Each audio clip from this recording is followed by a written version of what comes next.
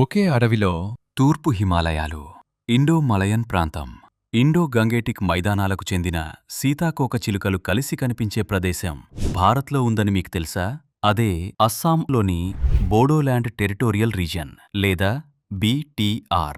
ప్రపంచంలోనే అత్యంత జీవవైవిధ్య ప్రాంతాల్లో ఒకటిగా గుర్తింపు పొందుతున్న అస్సాంలోని బోడోల్యాండ్ అడవుల గురించి తెలుసుకుందాం. అస్సాం అటవీ శాఖ ఇటీవల బోడోల్యాండ్ ప్రాంతంలో కనిపించే సీతాకోకచిలుకలపై ప్రత్యేక పుస్తకాన్ని విడుదల చేసింది. సుమారు 3653 చదరపు కిలోమీటర్ల విస్తీర్ణంలో విస్తరించి ఉన్న ఈ అటవీ ప్రాంతం ఉష్ణమండల సతత హరిత అడవులు, అర్ధసతత హరిత అడవులు, తేమతో కూడిన ఆకురాల్చే అడవులు, అలాగే విస్తారమైన గడ్డి మైదానాలతో నిండి ఉంది.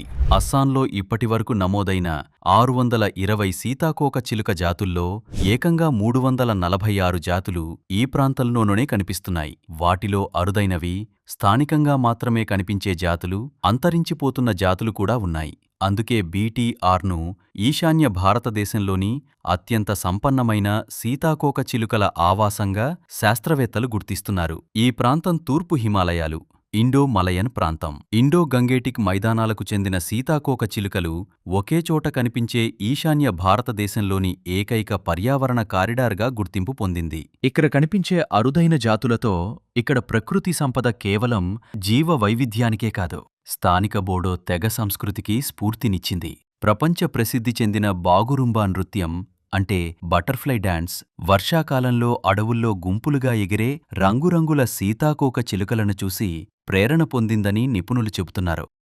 ఇలాంటి మరిన్ని ఆసక్తికరమైన డేటా, విజ్ఞానభరితమైన ఫ్యాక్ట్స్ కోసం మా ఛానల్ను సబ్స్క్రైబ్ చేయండి.